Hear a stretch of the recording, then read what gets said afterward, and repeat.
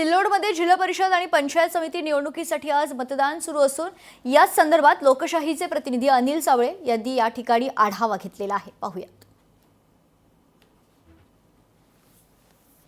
जिल्हा परिषद आणि पंचायत समितीच्या निवडणुकीसाठी आज सिल्लोड तालुक्यात मतदान घेण्यात येत आहे।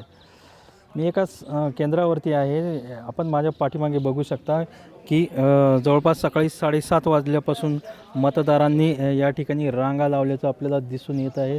यामध्ये तरुण वर्ग असेल, वयोवृद्ध वर्ग असेल, त्याचबरोबर महिला वर्ग असेल, हे मोठ्या उत्साहाने या मतदान केंद्रावरती येताना आपल्याला दिसत आहे। त्याचबरोबर ठिकठिकाणी महिला घोळका करून, त्याचबरोबर काही नागरिकसुद्धा या ठिकाणी मतदानाला येत असल्याचे दिसून येत आहेत। सिल्लोड तालुक्यातील हे एक मतदान केंद्र आहे। या मतदान केंद्रावरती प्रशासकीय यंत्रणेच्या वतीने सर्व सहकार्य नागरिकांना करण्यात येत आहे। जवळपास सकाळी 7:30ला गावातील तसेच परिसरातील नागरिक मोठ्या संख्येने या ठिकाणी येताना आपल्याला दिसत आहे।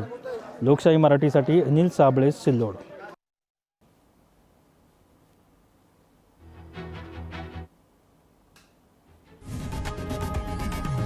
लोकशाही मराठी ऐका, पहा, जागरूक रहा।